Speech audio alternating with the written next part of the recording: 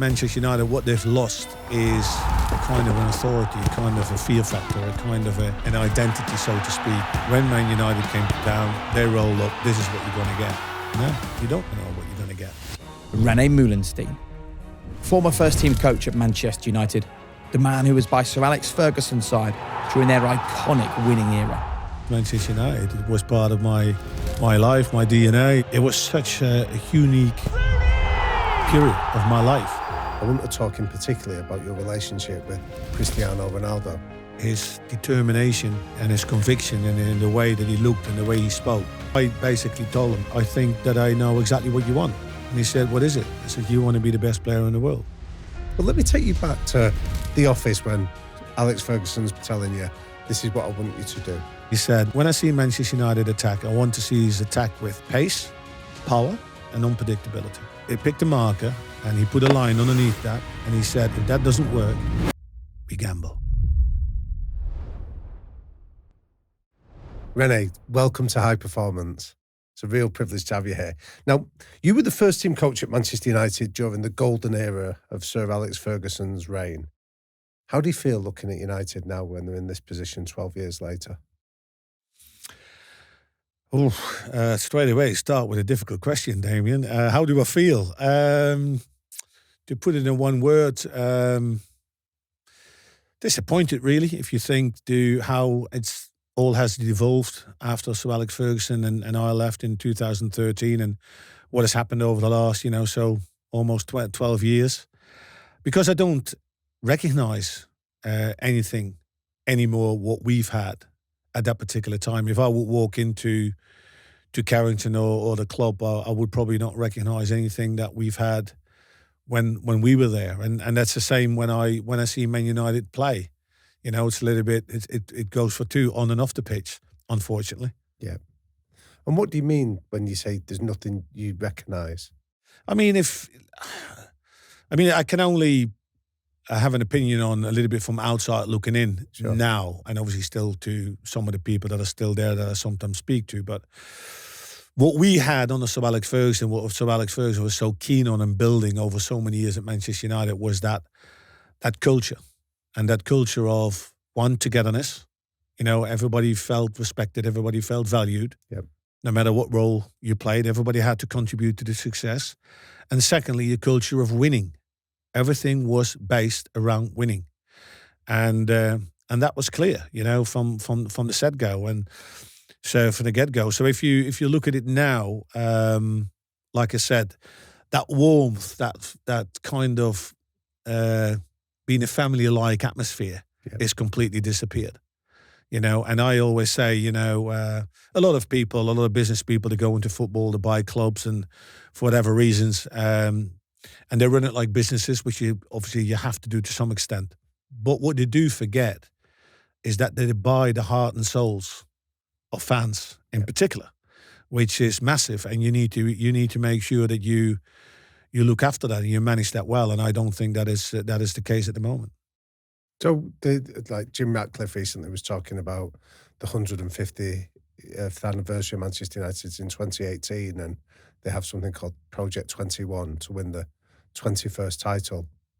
When you look at it from the outside, how far away do you think they are from that? Is that the 150 thing that relates to the 2028 thing? Yeah. So 2028 is 150th year of Manchester United's existence. They're miles away. They're miles away because, I think if you look at Manchester United, what they've lost is a kind of an authority, a kind of a fear factor, a kind of an identity, so to speak. When Man United came to town, they rolled up, this is what you're going to get. At this moment in time, you don't know what you're going to get. Yeah. And that is, I think, testament for a lot of things, a lot of changes that haven't taken place. So many managers have come and go, which changes constantly about, playing styles. We got Amorim in at this moment who's very keen on persisting to that 3-4-3 system where everybody is debating and questioning, is that the right way forward? Yeah. But yeah, so that constant winning culture that Manchester United had over the years has been diluted.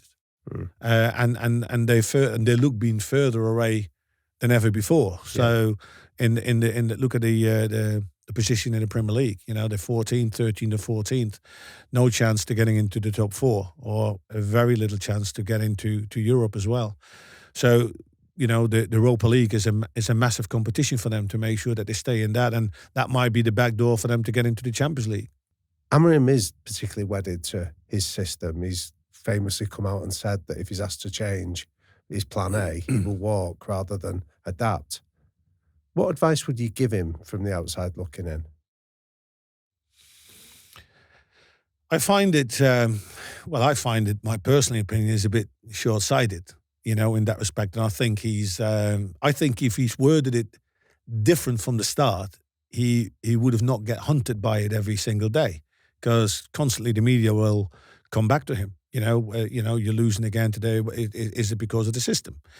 I think he should have said, listen, I prefer the 3-4-3 system. I had a lot of success with it. I know it can work. I'm going to try to make it work at Manchester United. However, I need to have a look at the squad first. I need to look at how I can best use the players and utilise their strengths, because that's what you want to do.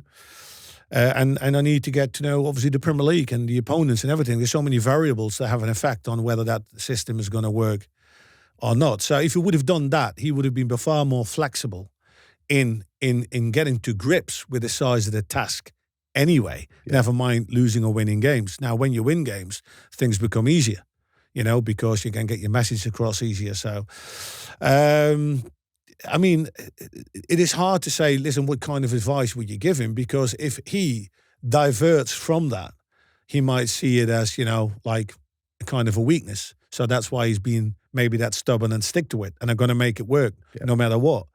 I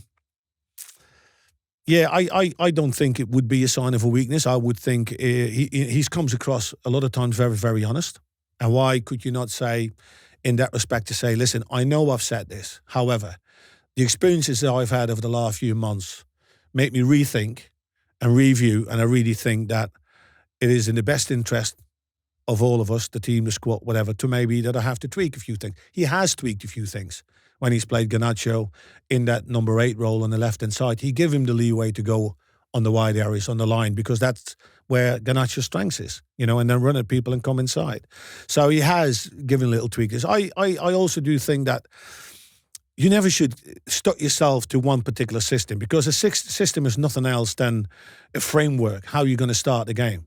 Yep. The moment the whistle goes, the moment the ball goes and rolls around the pitch, you know, a 4-4-2 system flows into a 4-3-3, you know, a 2-4-4, whatever the game, however the game pans out. So that is, I think, not the most important thing. So do you think we get too fixated with these idea of systems? I do think so, yeah. I think the only thing is that it's nothing else than a framework. I mean, we always used to use with Sir Alex Ferguson, and you know, in terms of, you know, playing the game, it was mostly like, you know, a 4-2-3-1 or a 4-3-3, depending on whether we played with 1 holding 6 or 2 holding 6, or depending what kind of wingers that we played and all that. So you had so many flexibility in it. There was by far more structure when we're defending, you know, in that respect, because there needs to be structure, there needs to be discipline. Everybody needs to know the job and do your job. However, in possession, you know, there were certain, you know, golden rules, so to speak. But when we were coming to the attacking side, it was all based around creativity and inventivity, because that creates unpredictability. We didn't want to stifle that. So yes, we showed the players this opposition have conceded a lot of goals in this way. So the best way to do it, blah, blah, blah, blah. But then it was the players to find the solutions. You know what I mean? Yeah. Because if you start to try to dictate the decision-making too much on the players overthink, slows down the thinking process. Because I try to do the right thing for the manager instead of what is right for that moment in time in the game. You know, and that is what we wanted to play. We wanted to empower the players, give them responsibilities, you know, and be accountable for their own actions, you know, when they had the ball. So 2025 is well underway, and I bet a lot of you like me have already started to make plans on how this can be the very best year yet. And for me, making it a great year revolves around some investment, but actually investing in myself physically and mentally. So the physical investment has been a sauna that I've just had installed at home, and already I'm absolutely loving it. But the mental investment is making sure that I take time to go travelling with my kids, Flo and Seb and Harriet, my wife, on those kind of memory-making holidays that last a lifetime. But obviously both of those goals centre around needing finance. The good news is, though, that's where our new partner, XTB, comes in. They're dedicated to empowering you on your investment journey, and that's regardless of whether your horizon is short or long term. You can maybe buy stocks and ETFs commission-free. You can invest passively with investment plans, open an ISA account, earn up to 4.75% interest on uninvested funds, and loads more. And the good news is it's so easy using their app. So just download the XTB app today or click the link in the description below to start making your money work for you in 2025. Just as you made that comment there about allowing the players to find their own solutions and not overthink, reminds me of Wayne Rooney talking about when Van Gaal was in charge at United, and he describes the process of almost overthinking, that he wasn't allowed to take a shot instinctively. The instruction was you had to take a touch and then shoot. How do you get that balance then between giving them structure and giving them that freedom to solve a problem as they see fit? Yeah, because there's a distinctive difference between, like I said, there's no leeway, no points of discussion when it comes to your tactical plan regarding defending. You know, if you say we're going to defend right from the front, you know what I mean, and we're going to press really high, the players need to be key on their starter positions and the cues when to press. It's not like, you know, if you don't do that, then people start running off and their own thing, you know, which will never work. That has to be really fine-tuned. So I give you an example. For instance, we did a lot where we had the right wingers tugging in or the left wingers coming in, and we wanted the ball go to the left back, for instance. The cue to press was when the right winger was pressing him down when he played it back. That was the cue. Okay. A clear cue. Everybody can see it. Back pass means now we go. And then everybody squeezed up. Everybody had to press, whether the ball or the goalkeeper or an area, and people had to squeeze up. Everybody knew that. And you're almost certain about the outcome, which is the ball will be played, you know, long. Yeah. You know, so the defenders had to be ready to pick up, and then the midfielders again turning around to pick up the second ball, and you go from there. Or they just kicked it out of the park. But those were certain things. If you defend from a deep block, everybody knew the positions. Like I said, that's clear. There's no coming away from that. On the ball, it was always about that. We always used it in our tactical meetings, like tactical meetings and helping players to prepare for the game is all about trends and identifying trends, weaknesses in opponents, you know what I mean? And we were so strong in our own beliefs in what we did as Man United. So we always used to call that meeting how we will win the game, which was basically always based around 80 to 20%, 75 to 25%, depending on opponents that we played. What I mean by that is that 20 to 25%, I would highlight the opposition. Okay.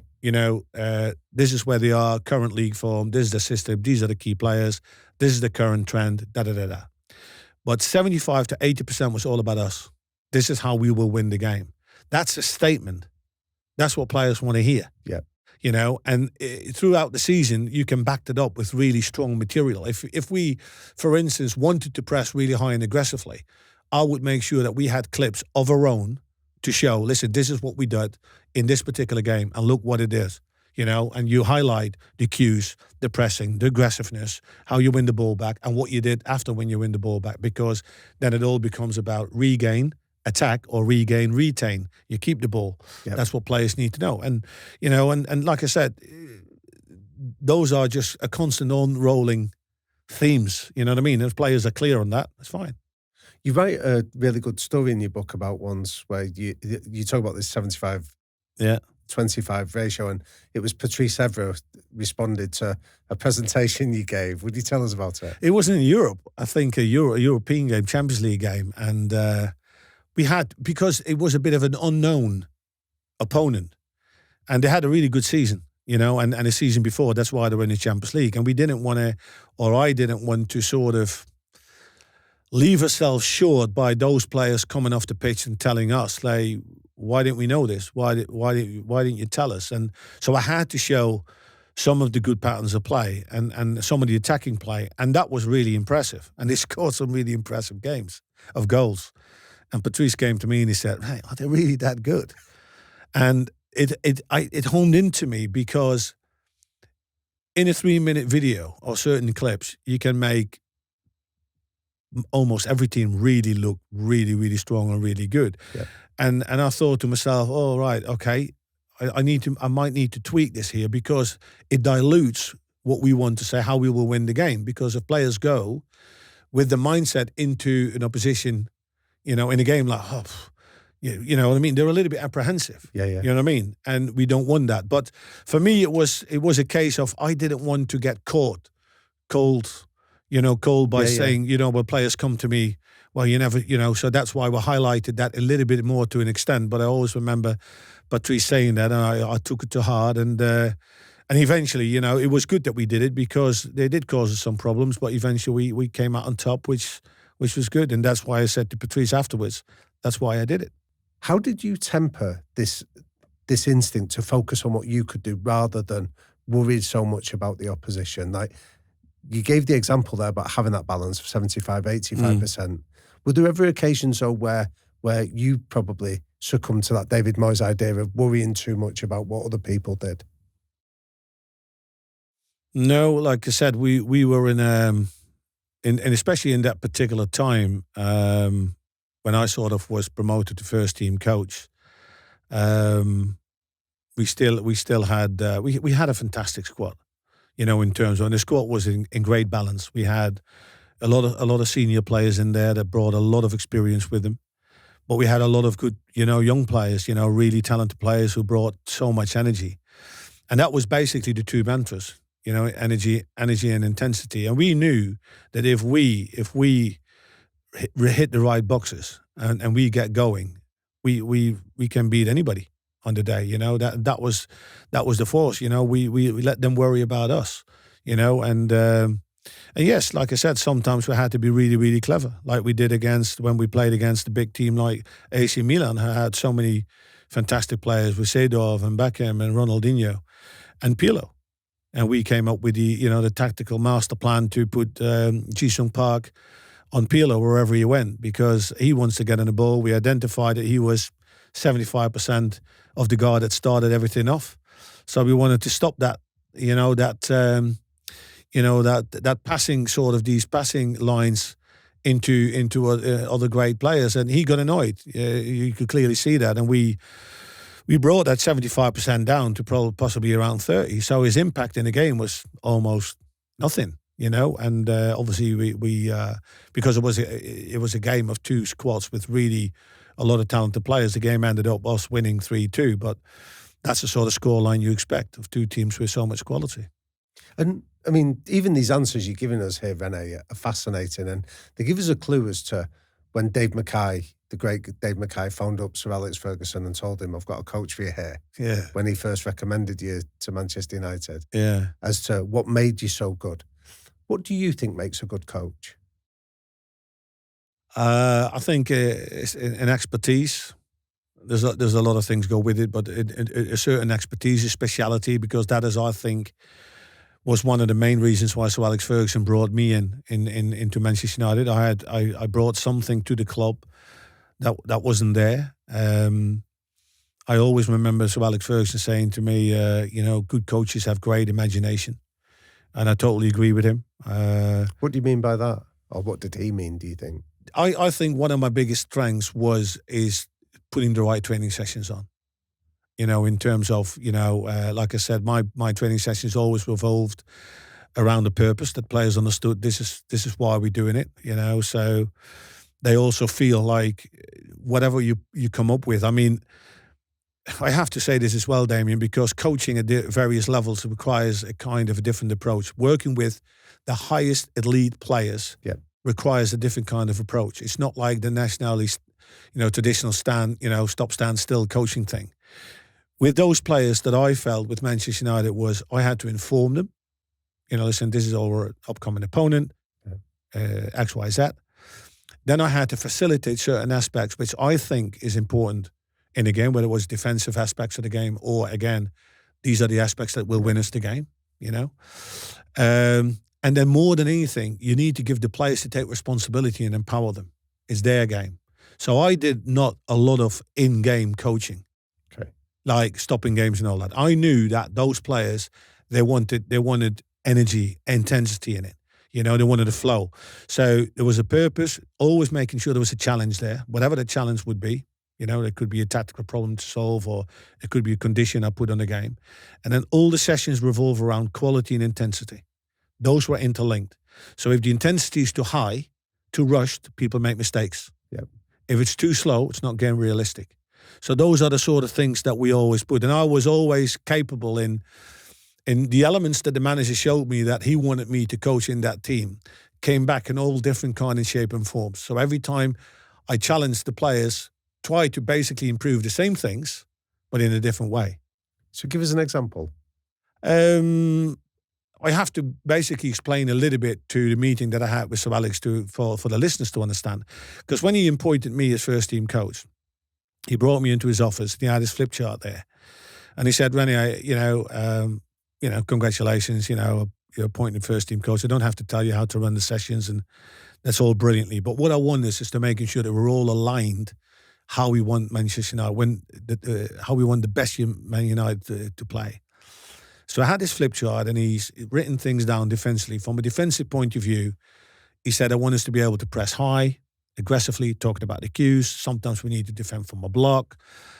Sometimes we have to, defend really deep to making sure that we don't concede too many crosses or shots at goal, but with the aim really to regain the ball and counterattack. Obviously we need to look after the defensive set pieces. Then he went the next thing, and he went in possession, which is important, is where we want to take the initiative of the game. All the big teams, the most important word in possession is rhythm. All great teams have players, midfielders, all the players that can create rhythm. Building up rhythm is slightly different when you get into a highly condensed area where we want to be able to switch the rhythm into one touch pass and then movement. Yep. And then I come to the golden rules that he said within possession is that I want all the players to think forward, look forward, play forward. So before they even get the ball, the first solution is forward, with the aim to break lines, to play around them or play through them. That's what we want. And the next golden rule is if centre-backs, midfielders, or anybody plays around the midfield line have got time with the ball face forward, I want forward runs on the opposite side of the midline. And what I mean by the midline is we had an invisible line right through the vertical through the pitch. So we always used to sort of build up on the right-hand side. So the solutions were on the other side of the midline was on the left-hand side. Okay. That sort of thing. So those were all golden rules. And then the last flip chart was all about attack. And he said, when I see Manchester United attack, I want to see his attack with pace, power, penetration, and unpredictability. And I want you to instill all those things in that team every single day. That was my whole navigation system for Pace, every training. Power, penetration and unpredictability. And then the best thing, what I found after that is he picked a marker and he put a line underneath that. And he said, if that doesn't work, we gamble. And I absolutely love that. And that was a lot of times when we got into the last 10 minutes of the game. People talk about Fergie time. And people say, oh, well, how's this possible? But we did a lot of training sessions on that. I called it game scenario play, which basically one team, you have to hold on. Yeah, you're 1-0 up.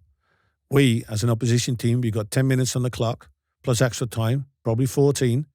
So what do we change tactically? What are we going to do? So we might go with 4 up front. Whatever, what does it mean for the back line? You know what I mean? You're going to go 1-1 or whatever, or maybe only 2 centre backs. We push the full backs on, the wingers inside. Yeah, like all that stuff. And then it's all about having a positive mindset. How many balls can we get in the box? So within 14 minutes or 15 minutes, you would say at least half 7. And of that 7, at least we need to score 1 or 2 goals because we need to score 2 goals. They're leading 1-0. We need to win this game. Yeah. So that sort of stuff. And that time was running on an actual clock. It's only 8 minutes left. 6 minutes left. Still, it's 1-0. How many balls can we get in the box? 3, 4? And that is all about making sure that the players understood that the time pressure wasn't a situation where they sort of thought we're running out of time. No. We still got 6 minutes. How can we maximize it? Yep. And what we then need is to making sure that they kept the right patience and and clear head to provide the quality needed. Because that was the bit that, as you were describing it there, and this is fascinating, is that you're teaching them to be able to go after the win. That famous phrase, Manchester United never get beat. We occasionally run out of time, but we never get beat, is one of the Steve McLaren, I think, coined it. Yeah. How do you also teach them, though, the ability to stay calm, to stay focused, to be able not to panic in those moments? Because that's effectively what you are coaching. Just to explaining them as well as that, a lot of times you got more time than you think. But the fact that we had players of the likes of the ilk of Ryan Giggs and Paul Scholes, they would never panic. You know, I don't know if you remember the goal that Michael Owen scored against Man City. Yeah, you know, the 4-3 game. That was in the dying minutes of the game. Yeah. We were chasing it, we were pressing, we were putting pressure. The ball got put in the box, it got cleared. It could only fall for two players, whether Paul Scholes or Ryan Giggs. Anybody else would have taken it down and probably have a shot or whatever. Nobody would have done what Giggs did. And he passed it rightly sideways into Michael Owen's feet. He took a touch and he finished it the only way that Michael Owen could do it. Yep. You know what I mean? And it's a matter of, you know, obviously having the players of that kind of quality as well. But also, again, generally to all the players, making sure that, yes, there's a time pressure, but let's make that time work for us. So it's not a negative thing. Not a negative thing. We still got. Yep. You know what I mean? Even with 1 minute on the clock, 1 minute is 60 seconds. How long does it take to get a ball in the box? You know, to maybe hit one, on a drop down on the second ball or something. So that was a sort of kind of thing. So when we did that regularly, you know, when I felt this could really go to the wire, I always used to sort of think, okay, let's do 8 minutes of this scenario, or let's do 6 minutes of this scenario. And that's the same with penalties. Go on. You know, yesterday again, I hear with obviously Liverpool got knocked out against Paris Saint-Germain, and all the pundits go, yeah, but it's a lottery. It's not. It's not a lottery. You make it a lottery if you don't prepare. Every good penalty taker now has got a routine. No problem. You know, they have got a little bit of a run-up and all that. And I've been fortunate to have, you know, a few penalty shootouts whilst I was managing in Qatar. We had the one with, obviously, Chelsea in the Champions League. We had the famous one with the Australian national team where we beat Peru. And that was all down to preparation. All down to preparation, where people think, it's miles away, you know, penalties, you don't have to practice penalties. But you need to you have to phase that in, you know, with the players, the way that you do it, and to making sure that on the day, because the emotions are so high, there's so much stress. Yep. You don't want to run around with a piece of paper, Damien, you want to take a penalty, because you just might have missed the big chance. You might not feel too great. But if you know already before the game, if I'm still on the pitch, I'll be taking penalty 4 or 3. You know what I mean? You know, it's in your head, you know, because you practice it and all this. Then the key is to remain calm, to don't let, you know, whatever emotion that goes in with a penalty, whether you score or not score, stay calm and just do your thing.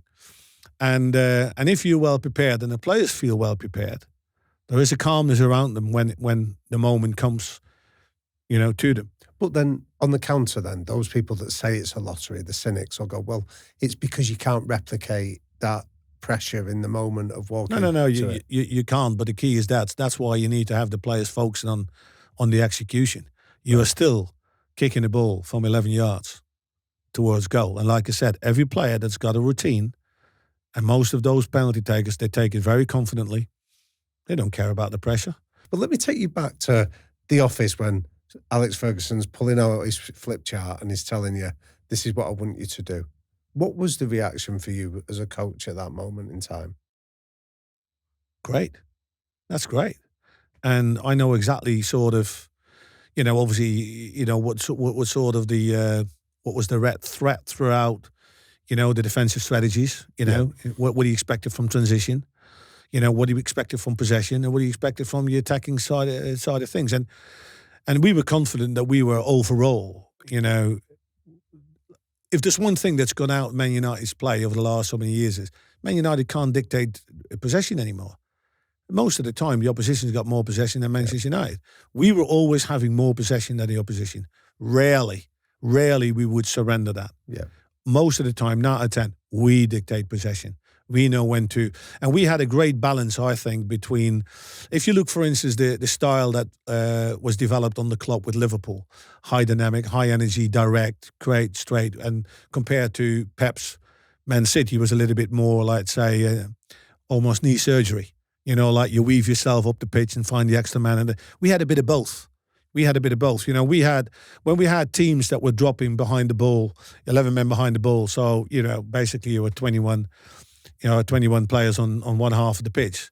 That was all about playing them in, playing them out, playing them in. So you basically suck them in, suck them out to try to find the spare man and then to get them into 1v1s and constantly keep changing the ball over the midline, that sort of thing. When we had space to hit, like we did against Arsenal in the famous, you know, semi-finals of the Champions League or the League Cup games, we were like the Red Arrows. It was that quick when we regained in our own half because we knew Arsenal wasn't in the right position to defend. So we had to play vertically very quickly, up, back, through, and then runners. So it was a bit of both. So I thought it was great. And like I said, in that respect, he made it very clear to what he expected. He never ever told me in all the 6 years that I was the first team coach, Rene, I want you to do this exercise. I want you to do this. I want you to do that. Right. No, never. Here's the truth, okay? High performers don't do more. They just work smarter. It's a myth I want to debunk that high performance means chasing hacks, squeezing it in, working harder than everybody else. It's not true. The best performers just simplify. They master the fundamentals. We call it world-class basics on high performance. And in many ways, I've learned this through trial and error, but also through the conversations that we've had on this show. And one area you need to get the basics right is your nutrition. And that's where Vitals comes in. This is nutrition without the noise. 2 capsules, 6 seconds, 0 effort. And this has all the essential nutrients, vitamins, minerals, and healthy fats that you need, designed to power your sleep, your energy, your focus, your recovery. No mixing, no messing, no nonsense. Everything you need in the right dose. So why don't you strip your health routine back and just focus on what matters? Head to Heights.com/Jake or enter the code HP20 at checkout for 20% off your first order. Ferguson said about you that wherever you've gone, you've helped improve players to be better.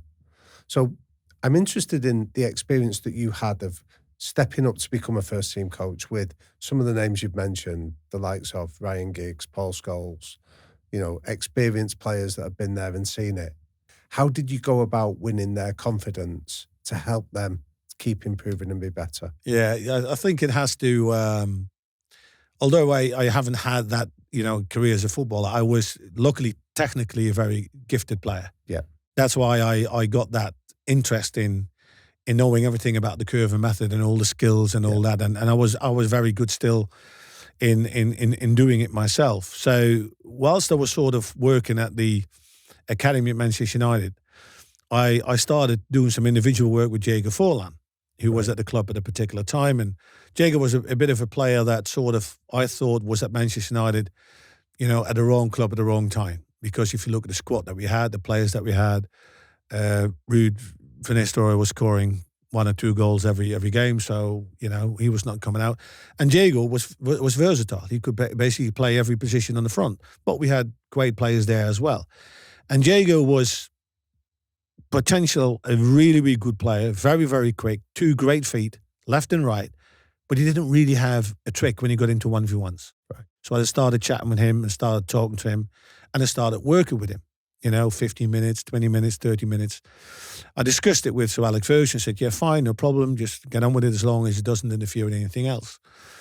And bit by bit, more players sort of came in to some extent that the medical department thought it's actually a great idea, instead of us doing the training sessions before the players go back to the group, give them to Rene, right? You know, before they go into the group. So that gave me the opportunity to basically analyze any player I work with the particular positions. Yes. And then I started to look at the technical contributions in the game. So what kind of 1v1 situation are they getting in? And I always, and talking your question, Damien, about how do you win the confidence, in 2 ways. First of all, I never use the word change. So I was working to Jago or working with Owen Hargreaves or Wes Brown or anybody. I would never say, Wes, we need to change this in your game. Because the first reaction from West would be, whoa, what I'm doing wrong. And what I used to do with those players is great. That's your main position that you're playing it. You know, we've got these and these sessions ahead of us. Now, I've looked at your game. I've looked at the sort of kind of 1v1s you're getting into. If we can add this to your game, you're going to be more a complete player. Therefore, be capable in solving those situations better, which is better for the team. So add is more. So all the players then go, oh yeah, what is it? Then for me, it was a matter of breaking down the different kind of skills. Okay. So listen, in this situation, you can do this, this, this, this, or this. Let's say 6 particular moves. I would show them, and I said, pick the one that you feel most comfortable with. 1 or 2. You need 1 or 2. And then we start fine-tuning them. And then we started putting them in game realistic positions. So you do a move, what's the end product? Is it a pass? Is it a cross? Is it a shot? Whatever. And that is how I build it up. But when the players, first of all, understood the value of add, and secondly, that they could see that I could do it, that is a massive thing. Because if I say, listen, this is how you do a step over, and I fall over the ball, they're going to go like, not too sure about that, Rene. So what was your story about Berbatov then when you won him over? Well, but when Berber came to the club, and it was one of the obviously the first sessions, and it was the team was away. It was on a Saturday morning. They played, and Berber was not involved, and so basically we walked out on the pitch, and Berber said to me, "I'm looking forward to this. I've heard a lot about you, about these 1v1 sessions, and if there's anything I hate, it's 1v1 sessions because what can you do? You know, what can you do in 1v1 sessions?" I said, well, you'll answer me that after we finished. Normally these sessions lasted for about 45, 50 minutes. Yeah. And I had to sort of build up a routine how to sort of work it. But again, it was all based on, again, purpose, challenge, quality, intensity. So when I've always worked around 4 repetitions. So whenever I wanted Berber to do, and the challenges you increase with every exercise you do. Okay. You know, so when you do 4 repetitions, the concentration stay high and the quality stays high. As soon as you go over that, people get tired, quality goes down, you're missing the point. And eventually, you know, I had Berbatov exactly what he wanted to do was basically finishing in all kinds of situations with different services, and you know what I mean. But he tremendously enjoyed the session because, like I said, every time there's a kind of different subject. You know, it's a lot of times what they were used to in individual training is that they get to the pitch with a strength and conditioning guy or a medical physio to take him, and most of the time it's a lot of running. You know, it's nothing to do with football, and the football parts of it are not really realistic to what they do in a game. Yeah. Whereas I think if you wrap it up in a game realistic situation, you can get so many benefits from it because the repetition is constant. And again, you wrote a letter to Alex Ferguson to at one stage where in that letter you told him that working with you could improve a player, even at the elite level, by between 1% and 5%. Yeah, no, the letter was referring to the reserve team job that became vacant because Ricky Sabracia went to Bolton. The 1% and 2% was about a meeting I had after I joined Manchester United in 2001. I invited Sir Alex Ferguson a few times to come down to Littleton Road or the Cliff to look at what we were doing. And it says, if you can come in October, so we've just started, so you can see the beginning. If you then come again in April, I can show you the progress. You know what I mean?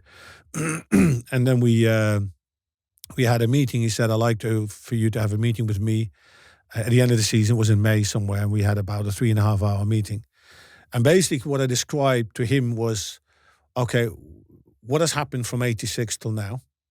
And what are the successes and what are the things that you created? Where are we now, 2002? So what do we need to do in terms of academy youth development to maintain or to develop the players for the future in 10 to 15 years' time? That was that job there. But what can we affect with the current squad to maintain that success? And I basically convinced the manager that individual training that I started doing with first-team players, you can still develop first-team players 1% to 5%. Some are better equipped than others, depending also in the position that you play. So, but if you develop every player, every starting player, whatever, with 1%, that's 10%. 10% makes a hell of a difference in winning, more games and therefore probably more trophies. So it's worthwhile investing in that individual format, so to speak. And he obviously embraced that massively. So when that reserve team thing came around, I sort of slipped a letter under the door by saying, listen, I know this job has come up, and why look outside, Carrington and Old Trafford if maybe the solution is indoors. And really, basically, the reason why I'm saying it is that this will give me an opportunity to basically show you how you can implement all that technical development in a team setting. Yep. And that was possibly famous. So therefore, now I started working with the reserve team, with players like Jared Piqué, Johnny Evans, Giuseppe Rossi, Fraser Campbell, Evans Blake, all of them. And a lot of part of my training sessions, that technical part was included all the time. The key for me now was that getting in that pace, power, penetration, unpredictability, get that into the way that we played. And that was great. And then the manager could see firsthand, how that was working. So therefore, it was for him not really a big decision when it came around to push me into the first team. Yeah. Plus, I've already worked with most of the players individually. So if I was talking about skill development, not one player would go like, what you're talking about. Yeah. I was just saying, right, let's glue everything together now. But the reason I asked Rene is because you're talking marginal gains long before it was ever coined as a phrase. What do you think is the 1% that most players could learn from? Like, what was the area that you think you had the biggest impact? I think that ability for them to give them the tools and the equipment to dominate the 1v1. So don't get stuck in only one solution by passing it to somebody else. Because if there's no passing option on and you put me under pressure, what do? Yeah. I can just kick it away and probably lose the ball. Or can I, with a little bit of disguise and a little bit of turn, get away from you and then create a passing option? Yeah. That is, I think, the biggest thing. And therefore, players, obviously their confidence increases because they know, it doesn't matter what comes. I know what I'm going to do. Yeah. You know what I mean? Yeah. That type of thing. So, and a lot of times in certain areas of the pitch, you want them to get into a 1v1 because you know how you're going to beat them on the inside, the outside, whatever. That is how I felt what was the biggest gain that the players got from it. Which is what you're bringing to it. I would like to move, if you don't mind, into how players have to be able to respond to it. And I want to talk in particular about your relationship with Cristiano Ronaldo, because you were central to his early development of his success. Would you tell us what was it you saw in him that gave you a clue as to the greatness he was going to eventually achieve? I wouldn't say central. I've obviously played my part, but I think Sir Alex Ferguson was central, and obviously all the other ones that got involved with Cristiano, played an important part. Cristiano was also so aware of the fact that how important strength and conditioning the side of the game was. So Mike Clack and Tony Stredic later did fantastic jobs with him. The mental side of the game, when you're young, you're naive, you're inexperienced and all this. I'm 100% sure that the manager and Mick Phelan and Carlos Queiroz had loads of conversations. I got connected with Cristiano in that respect because I was doing these individual sessions. And at one particular point when I was doing stuff with Diego, he came across straight away and said, can I join in? Yeah, no problem. Join in. What was your reaction to that, of somebody actually actively seeking you out and asking for you to help them? Embrace. Yeah. 100%. First and foremost. Embrace. Was that rare? No, because I always felt that at Manchester United, and especially when I got, became first team coach, we always encouraged players doing stuff in their own time. Like everybody did extra things after training finished. A lot of times now that's been cut short because of whatever strength and conditioning rules and medical, this and that and the other. But we always give the sort of freedom, whether it was Rio and Vidic practicing, switching of play or long passing. We did finishing every day. Every single day. you know, and within that finishing there was, again, always a purpose, always a challenge, you know, and very game realistic things. So we always did that. So when people want to do extra things, great. So this was obviously the technical side of the game where Cristiano came in. But the biggest thing, the biggest time that I spent with Cristiano was when he got suspended for a number of games in the early parts of the season. I can't remember. I think it was the 2007-8 season. Sent off against Portsmouth, wasn't he? Yeah. And suspended. Yeah, that particular season. So the team was still playing, let's say, at the beginning of the season was still Saturday, Sunday, Sunday, Saturday. So there was a lot of times. And when the team was playing away, they would go away. So we always had 2 or 3 days to then work, sometimes with other players that stayed behind. But in this case, there was quite a few number of sessions that basically I did sort of with him on a one-to-one. And it gave me an opportunity to get him to get to know him better, but also to get, you know, like I said, again, it's all about, you know, maximizing those 1v1 moments on and off the pitch. So I first wanted to bring him from an awareness point to an understanding point, you know, in terms of do you know actually where you are? You know what I mean? Conversations like, and I basically told him, I said to him, I says, at one point, I think that I know exactly what you want. And he looked at me like, how can you know? I mean, we never had he says, yeah, I know. And he said, what is it? I said, you want to be the best player in the world. Not once, not twice, but many, many times to come. I says, am I wrong? He says, no, you're right. He says, right. He says, my question to you is, will you be the best player in the world tomorrow? No, probably not. Next week? No. Next month? No. End of the season? Probably not. Okay. So you know where you are, you know where you want to go. So now what do we need to do to bring you closer to what you want to achieve? Now, one of the aspects is that you need to understand and be aware of what kind of player you are, your position that you play, but more than anything, you need to understand how to utilize your strengths, you know, for the team and for yourself. And one of the things is scoring goals. I said, how many goals did you score last season? He said 23. I said, okay. But I assume you want to get better, don't you? He said, yeah. So what is your target for this season?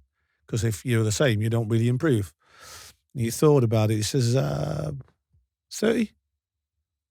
And I went, okay. And he looked like, it's like you don't agree. He says, well, he said, what do you think? I said, I think 40. He said, 40. It's nearly double. I said, yes. He says, but we haven't worked on the certain aspects of the game that I think will get you closer to 40 than 30. Then I took him inside and I showed him a video of United's top strikers, including York, Cole, Sheringham, Solskjaer, Van Nistelrooy. 3-minute video. Goals after goal. Bang, bang, bang, bang, bang. I said, what did you see? Oh, a lot of goals. Beautiful goals. A lot of goals. I said, yeah, but what did you see? Yeah, goals. I said, no. We're going to watch it again and then tell me what you see. And we looked at it again and I said, what did you see? And I said, I know what you mean. It says, most goals are scored from in the box. Most goals are scored 1 and 2 touch. And there's a variety of goals. Tap-ins, shots, headers and all that. It says, correct. These are exactly the 3 things we're going to work on the pitch. And that will improve you. It says, what you are at the moment, you are somebody that can score goals, but you're not a goal scorer. The problem is that you want to score the winning goal all the time and the most beautiful goal. What you need to become a goal scorer. Score as many goals as you can, and those 2 goals will be in it anyway. That's what we're going to work on.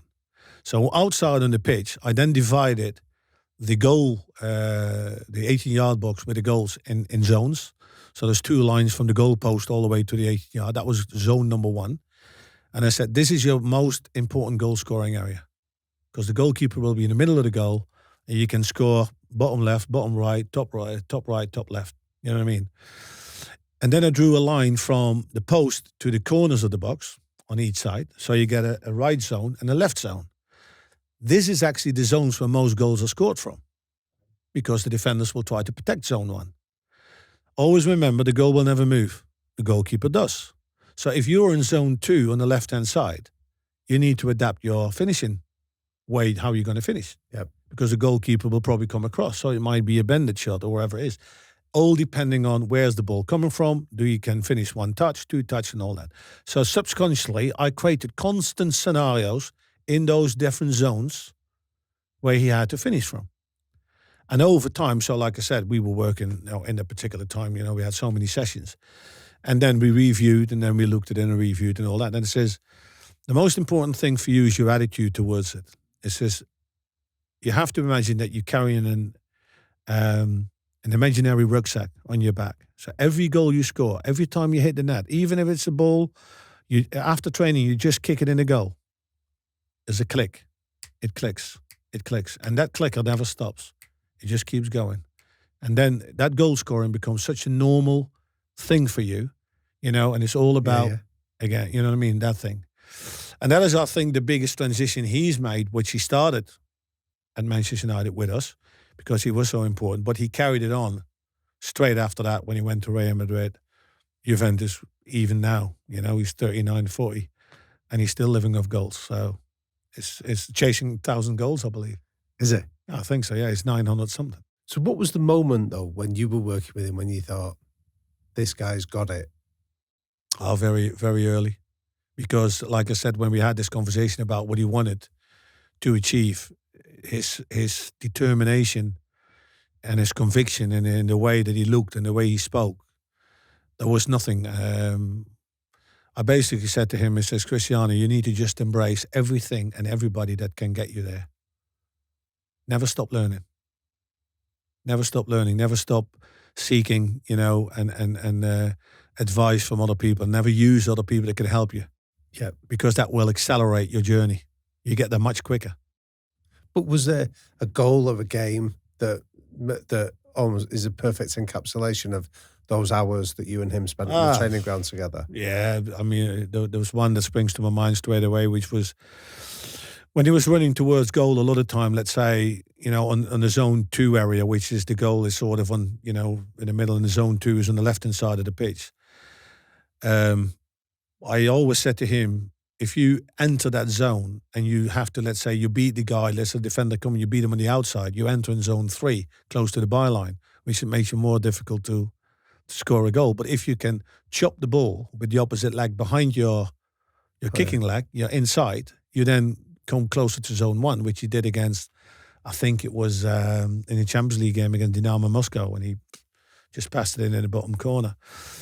But yeah, there's so many other little. What I think the biggest thing is transition was that he started to value simple goals. Right. Like I said, where he could only enjoy himself. What a great shot, or what a great goal. You understand? Yeah. But then after that, he started to enjoy, little tap-ins. You know what I mean? It didn't matter what kind of goal it was, as long as the ball went in. Tell us about Federer moments. Yeah, that's an interesting time. I'm a keen tennis fan, and always have been. And Federer is absolutely my favorite.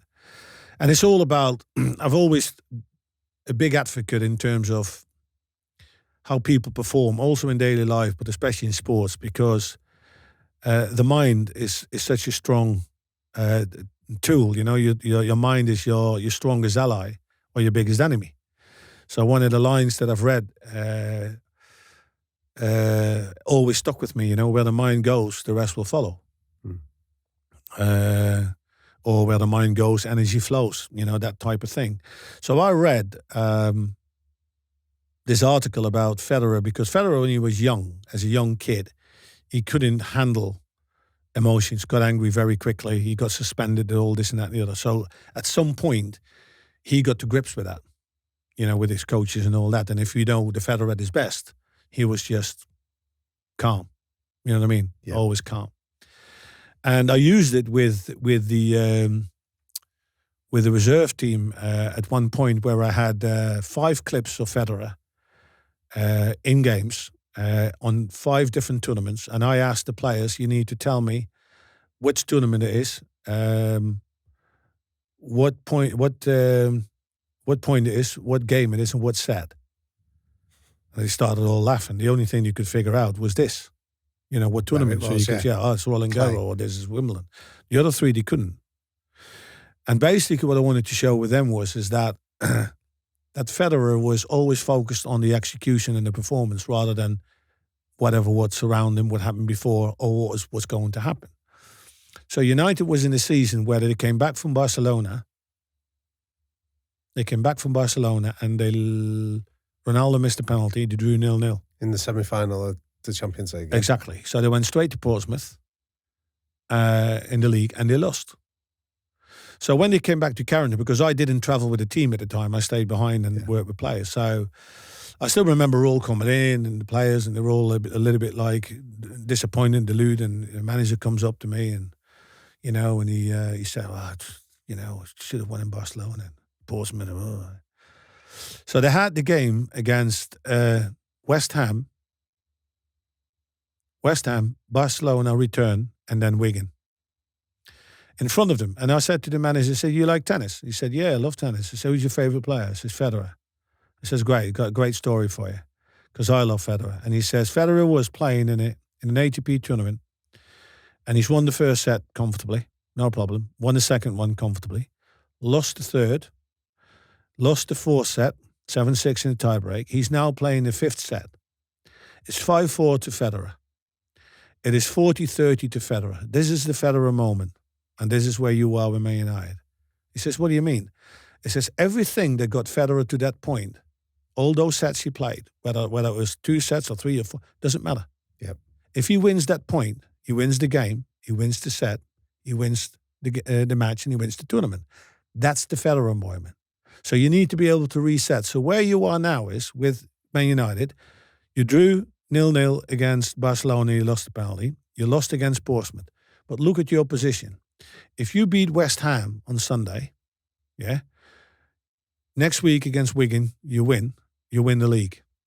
If you beat Barcelona on Wednesday, you go to the Champions League final. So you are just on a Federer moment to reset. Whatever happens before, you're still in the same position. Yep. You just need to push the reset button and make sure that the players look ahead rather than, what's behind. Yep. That's where the mind goes, the rest will follow. So you don't think when he takes the serve, Federer doesn't think, well, I've just lost, that last point, on 40-15. Yeah. No, he just thinks, if I serve this well, or I hit an ace or whatever it is, I've got it in the bag. If we win against West Ham, great position for us winning next week, set us nicely up against Barcelona. If we win that, and the rest will take care of itself. And that was the whole Federer story. And that's I used with the reserves, because we were in a position to win the treble that year. And what did Ferguson do with that story when you told him? He used it? Yeah, he used it. He used it in some state. I don't know exactly to say. I wasn't in that meeting, but I remember Ole Gunnar Solskjaer came to me afterwards a few days later on training. He says, because I told him, I spoke to him the same thing. Yeah. And he said, he says the manager used it to some extent. I don't know in what depth, but yeah, but that was the bottom line. Sometimes you just need to, and especially see, if you are an individualist like Federer on the pitch, you can reset yourself. Yeah. As a manager, you need to reset the button for everybody else. Yeah. Because all the minds need to be in the same way. You can't have half the team thinking, oh, if we lose to West Ham, we might. No. Everybody needs to go like, all right, let's do this job. Let's beat West Ham.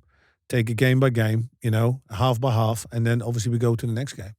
Well, that's a testament to Ferguson as well, of being coachable and being open to new ideas. So Alex Ferguson was, people talk about, obviously, the question that I get asked, so many times, why was Ferguson so good? But one of the things was his man management skills were second to none. His communication qualities was excellent. But part of that quality is communication, was listening. He was such a good listener, really good listener. And he would extract what he thought is valuable, and he would use it from anybody. To describe what that's like then, to be really listened to by him. I mean, a lot of times when we were watching a game, we were sitting on the bench together, the game revolves, and I knew what we've done in training. And we were watching a game, whether good and bad and everything. I knew over time that always about 10 minutes before half time, he would always sort of throw a question at me, what do you think? Or is there anything we need to change or adapt or whatever? And I would always, look back to obviously what we did in training. Are we doing what we set out to do? If not, what's the problem? Whatever. Yeah. So we had these sort of really short, sharp 2-minute discussions where I sort of aired my views, and he would just listen. And whatever he thought was valuable to take in the dressing room, he would, use it in the dressing room. And obviously, like I said, he was his experience shone through so many occasions in that. I remember the game against Tottenham at home, and I thought that was absolutely a masterstroke. And we weren't playing well. That was Modric was still playing for Tottenham. He had a really good game against us. I think they were 2-0 up at half time. And we weren't playing badly at all. We just conceded. They took the chance to concede it. And that's also what I said to the manager. He says, it's not that we're playing bad. It's not like that the work rate is on the par. It's just that, yes, we can have a look at it, with a magnifying glass. Should he have done better in that position? But I think if we maybe been able to Tottenham will try to hold on to that too. They won't go for a third. So I assume we're going to really push them back in our own half. It's just, but we really need to unsettle them. Yeah. So we need to give them something else to throw about. So we go in the dressing room, and he didn't make much of those 2 goals behind. He didn't go into it 2-0 down and all, none. See, so let me just jump in there, because the public perception is that, like the hairdryer is going in there, he's kicking off. That's not what happened. I mean, in the 6 years that I've been at Manchester United with him in the dressing room, I might maybe once or twice that I felt he raised his voice in another way what he normally would. But in that case, he didn't. He sort of basically settled everybody down and said, calm down, I think we're playing great. 2-0 down, boss. No, but of course we can talk about the goals. I don't want to talk about that. It's just, listen, we're going to throw something at them they can't deal with. We made a few changes. We brought Carlos Tevez on, and hunting them down and all this and that and the other. I think we made another one. I can't remember. But the biggest thing was this. He said, listen, I know we're going to score. But when we score 1, we're going to score 3. Now just think about that mentally, what it does to the players and on the pitch. So when they scored 1 goal, they didn't settle down. Oh, no, we have to score another 2. That was just a masterstroke for me. And we ended up winning that game 5-2. 5-2. There was nobody that went on that pitch worried about we were 2-0 down. We're going to score 3 goals. And probably more, but we're going to score 3 goals. Just brilliant. Brilliant. And can you recall any other incidents where you thought that's what made him one of the all-time greats? Yeah, another one that springs to mind, West Ham away. He was upstairs in the first half. For whatever reason, I don't know, but he was upstairs.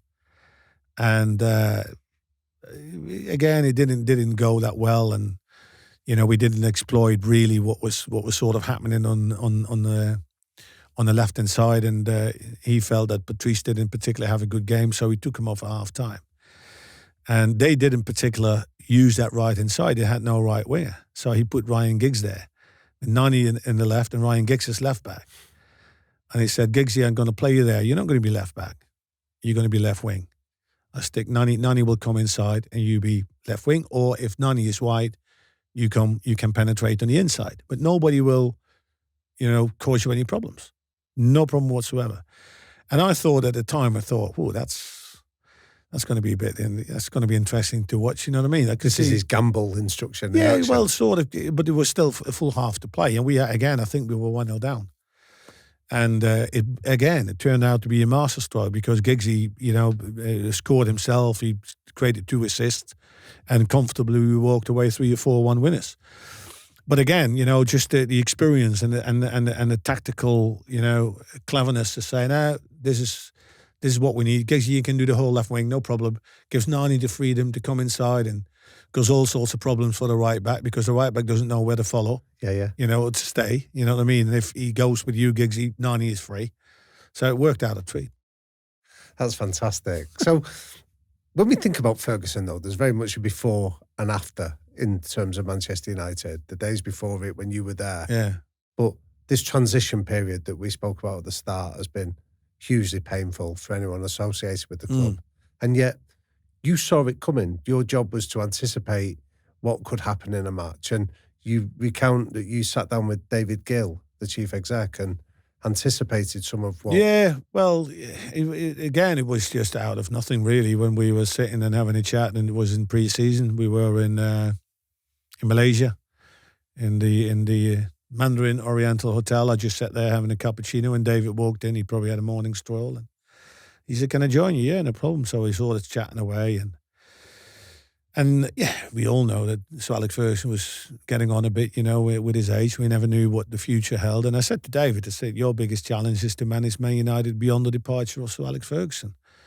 You look at where the clubbers are, we're very successful. The brand is growing, and a lot of things have changed and taken place. It's not a copy and paste scenario, if you ask me. There's only two ways, basically, to do it. It's whether you have obviously a good and honest conversation with him to say, listen, what is your plans? What are you thinking? 1 year, 2 year, 3 year? At least you can start building around it. And then you have to basically think and say, okay, how do you see that transition? I think that's the question I would ask Sir Alex. How do you see it?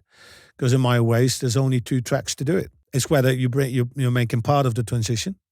So basically, you work from within. Because at the end of the day, what Sir Alex Ferguson built, like I said, it rolls around the culture, the identity on and off the pitch. And the most important parts of that culture is stability and continuity.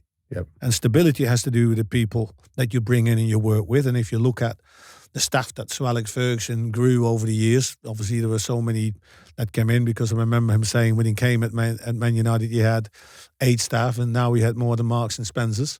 Right. But that stability. So people were with him for a long time, already. Yep. That creates stability, and the continuity has to do with the vision that you hold to sort of make sure that you maintain your success. But how do you build on it? How are you going to make sure that you're going to be successful in 5 years' time? So making part of that transition, and so that means that stability is still there, continuity is still there, and try to find the right person that fits in that mold. And the other way is that he does leave the club with no involvement in that transition, rather than maybe a recommendation. And then secondly, other people will come in. And then you have to look at, is this person that is going to come in and follow in the footsteps of Alex Ferguson, has he got, one, the personality and the charisma, to follow in such a position? Has he got the pedigree to manage a club of the size of Manchester United? Has he got the experience to manage a club of the size of Manchester United in all the different tournaments? So those are the questions you need to ask. Plus the fact that if somebody else will come in, he will probably bring in his own people, which will affect the stability. Yep. And he'll probably have different ideas to be successful, which affects the continuity. Yep. Now, there you go. You look back over the last... So what did David Gill say when you present these two options to him, though? He sort of agreed and said, it's going to be an interesting and challenging time for all of us. I didn't have a magic ball to look into, because obviously David made the decision to leave the club before. Sir Alex made his decision clear, so he never really had any involvement within that transition. So but that for me was nothing else than sort of common sense. Look, if any big company who's very, very successful, and you look at the history to where they are, and they say, okay, we need to have to make some big changes here. Yeah. How are we going to do it? You know what I mean? I'm sure they will think about those aspects. But again, you look at it now, and I know hindsight is always perfect, but it couldn't have been done more clumsily, more badly, the way that this transition period has taken place since you, Mike Phelan and Alex Ferguson all left on that day in 2013. What were your emotions like when you were seeing this second option of somebody new coming in and deciding to bring all their new staff? Initially, not too much, to be fairly honest, because I remember we got called in by the manager on a Wednesday, I think it was, because on a Tuesday night, when I went to bed, my phone suddenly started beeping, and normally I never had a look, but for whatever reason I did. And somebody texted me, "Is it true?" And I thought, "It's true." What, and I texted what? And then S.A., Sir Alex. I thought, what's that? And then my neighbour, beep, is Sir Alex leaving Man United? I thought, what's going on here? Yeah. So I give myself a bit of time just to thought, well, let's have a look to see, because if there's anything, there will be something in the mainstream. And I opened my laptop and, you know what I mean?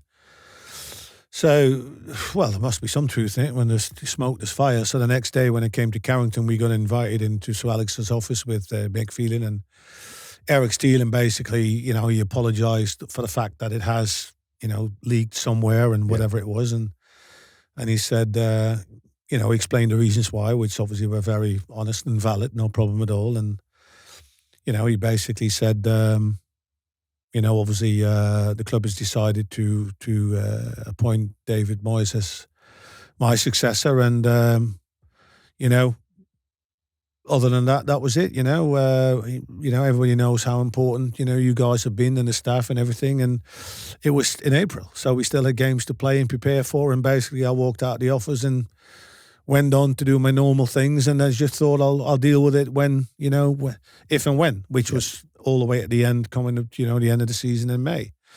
And then obviously things became a bit clearer, and, you know, the picture that was painted, you know, it looked a little bit different than we imagined. And, you know, obviously David came in and the rest is history, basically. But you spoke about two characteristics of the club, and one of them was this idea of belonging. Mm. How did it feel that this club that you'd sort of assimilated yourself to, where you'd felt this family atmosphere of being a part of the furniture, no longer wanted you around? Yeah, there's the famous line from Barcelona, un más un club, much more than a club. But it's exactly what I felt with Manchester United. It was part of my life, my DNA. I remember a friend of mine saying, listen, Rene, he said, it'll take you years. It'll take you years for you to get that out of your system. And he was right. He was right. And it's probably still not entirely out of my system. And I think it never will be, because it was such a unique period of my life, you know, as a person, but also as a coach, you know. When you're there, when you're in it, and you're coaching those elite players, and you look at them week in, week out, producing what they produced, so much enjoyment, you know, and so much success, you know. But you are living 100 miles an hour, you know. Your hard disk is spinning 24/7, Sure. just to make sure, you know, you get it right every time, and et cetera, et cetera. But when it's gone, it's gone. And then, you know, as time subsides and years go by, you more and more start to realize what a unique time it was. Sure. And when you look back now, when your head hits a pillow at night and you sometimes reflect on your legacy as a coach, is there a moment that comes to mind that you think symbolizes just how unique and how special it was? There is the biggest moment that typifies it was when obviously Robert van Persie came to the club, and you know, that was a story in itself in that respect, because I rated Robin highly, and, you know, through my sources, I knew that he was keen in coming in, and, you know, eventually we managed to bring him in. And Robin was such a great player, respected player in the Premier League by other Man United players as well, and he gave us that extra, you know, in that 12-13 season. And I knew that he was so motivated to win his first title, but it would be Man United's 20th. And I remember Sir Alex Ferguson asking Robin, we got only 2 shirts available with 2 numbers. It's 21 and 20. And I happened to stand next to him, and I said, well, it's only going to be 20, is it? Because that's the title we're going to win, and you carry it on your back for the whole of the season.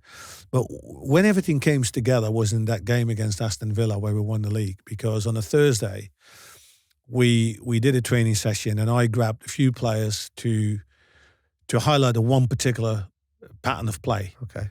which was all about, you know, when Aston Villa tended to play with a bit of a high line, and Ron Vlaar, who was Dutch, was one of the centre-backs, and Robin knew him really well, and I knew what Robin's kind of movements were. And again, talking about the midline, on the other side, diagonal runs over the top on the shoulder of the blind side of the centre-back. So I had this session with Rafael and Fabio de Silva, I just put them on the left and right back. I had Scholes and Rooney in midfield. They were picking up the ball, and then eventually when they changed, two strikers with Chicharito and Chris and Robin, and they just had to spin over. So when the ball is on the right-hand side, ball over the top. Now, if you look at that clip where Rooney gets it, takes a touch, Robin makes the run, ball over the top, and he hits it on the volley. I mean, I could have written it down to Robin and says, Robin, if you want to win the league, this is what's going to happen. You know what I mean? Like the ideal scenario, which will never, ever happen. But it did happen then. And when I sat there and I still see the ball going, and I thought to myself, nah, no. And he hits it perfectly on the volley, bang in the back of the net, win the league. Everything fell into place. I think that is basically, that sums up everything and everything that I felt with United at the time.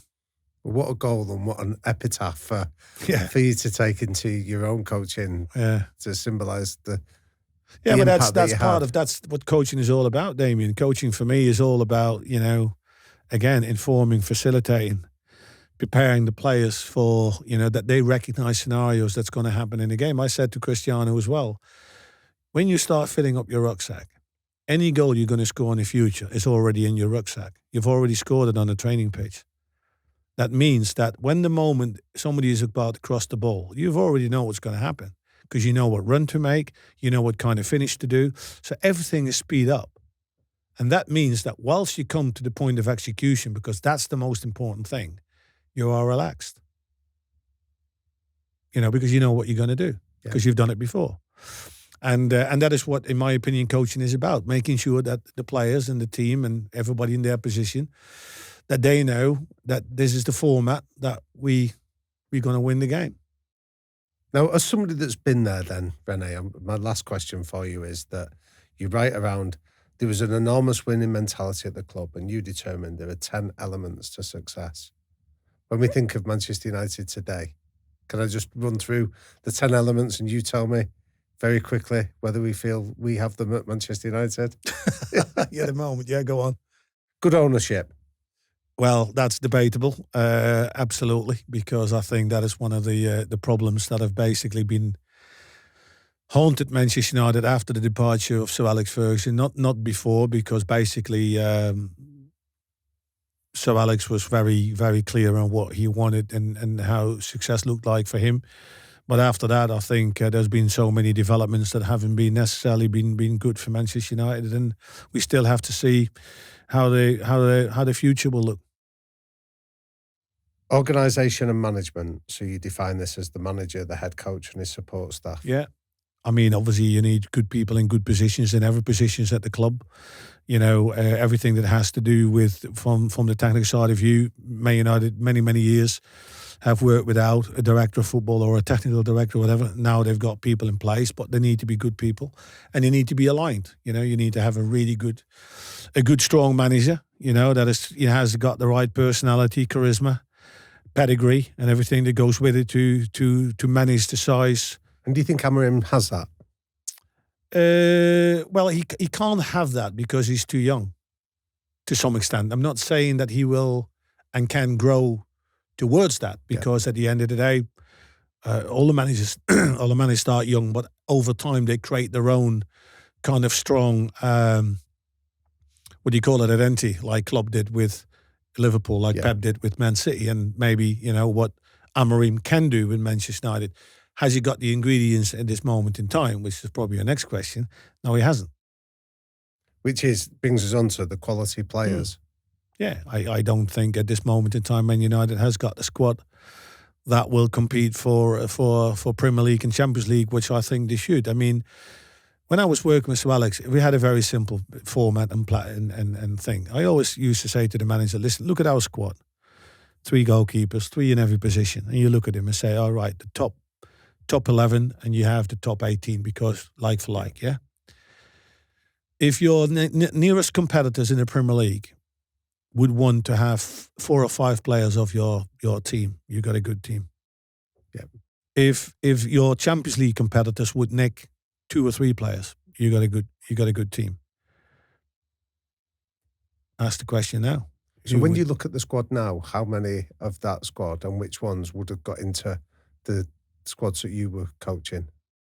It would be difficult, I think, for for anybody to go in. I think the nearest one would probably be Bruno Fernandes, because he's got Paul-esque, Scholes-esque qualities in terms of the killer passes and the assist and the goals. But other than that, I find it hard to see that anybody else could replace any of that squad that we had that was so successful in that particular period. Strategies and tactics. Well, you need to always make sure that you've got a certain, like I said, like I described before. Sir Alex Ferguson was very clear on how he wanted to play from a defensive point of view. So that's your identity. You know what I mean, on the pitch. And the basic thing like that, what really typified Man United, was those four things: pace, power, penetration, unpredictability. That's, you know what I mean? Because Sir Alex Ferguson also felt winning is the most important thing. Yeah, 1-0 are the most important wins. 1-0 games. But obviously he wanted to win more games with more goals because he felt he had an obligation to entertain. And you can do that if you start scoring 2 and 3 and 4 goals.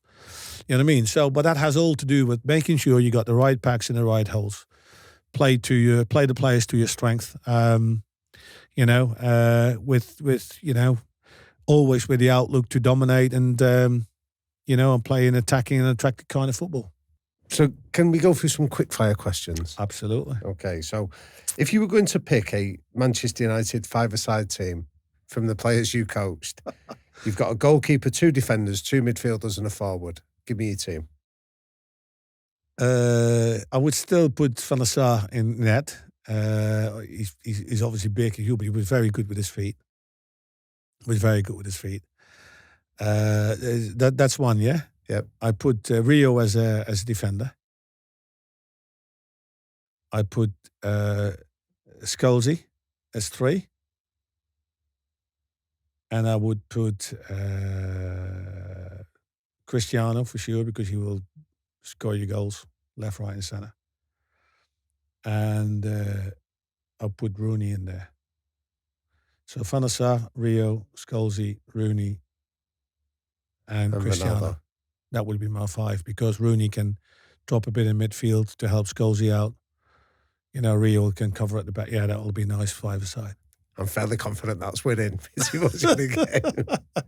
So what would you say are your 3 non-negotiable behaviours that you and people around you have to buy into?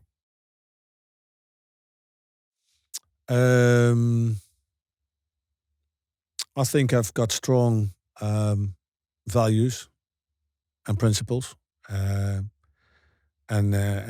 tend to adhere to that. I think respect. Within that respect, in terms of who you're dealing with, around you, those things. And that in relation to, like I say, keep high standards in terms of values and principles. Stick to them. So what's your biggest strength and your greatest weakness? From as a person or as a coach. As a person, I'm always positive in terms of my approach to things. Open-minded. Like I said, I don't see problems most of the time. I just see challenges and think in solutions. Always thinks what's next around the corner. As a coach, I felt my biggest strength was, pulling those training sessions together, player development, making them better, add something to them, as well as the tactical. I think the tactical insights of the game, to see things and to do something outside, the sort of traditional thing. Just stick to what you know. But like I said, that's why I like the thing that what about Ferguson, like when he put Giggsy as a left back position, or we put Ji-sung Park on Pirlo, something different. You know what I mean? And your greatest weakness? I think sometimes aiming for perfection all the time, expecting perfection all the time, maybe a bit impatient. What's the greatest piece of advice you've ever received and why? Possibly be clear in what you want. in what you want to, your ambition, what is your bigger goal? If you can define that, then you've got a clear purpose. The next thing is then to find strategies to achieve it, which is then put purpose to what you're doing and direction. Yep. So if you got a higher goal, you put, like I said myself, I wanted to obviously become a professional coach, make my money in football. Where I was, I said, okay, so what do I need to do next? What are my next targets? Gain knowledge, gain experience, blah, blah, blah, blah, etc. And then you work towards. So when you've got a higher goal, clear purpose, and you understand your strategies, you get directions towards it. And finally, what's your one golden rule for living a high-performance life? Live, love, learn, and legacy. Live the life to your full. Love, obviously, your family, the people around you. Love the work that you do. There's so many things in life to love. Keep learning every day, because when you learn, you grow. And when you have an opportunity to leave a legacy, do so, because then other generations will take the benefits from it. What a privilege it's been. Thanks, Rene. Thank you. You know, right, that I love hosting high performance, but something else that I really love is taking the lessons and learnings from these conversations onto a live stage setting. And whether I'm standing in a small room in front of 10 people, or myself and Damien are on a stage in front of 5,000 people, we just love to take lessons from the likes of Gordon Ramsay, Fernando Alonso, Dame Stephanie Shirley, Usain Bolt, out into the world, sharing them with people like you. And we've been to South Africa, we've been across Europe, we've been to Dubai, we've been to the United States, but we want to do more. We are really passionate about spreading the lessons and the learnings from high performance. So if you want myself and Damien to come and spend time with you and your business, then all you have to do is hit the link below. I promise you, by the time we're finished, you will have a very different view about what high performance really is. Thanks for watching.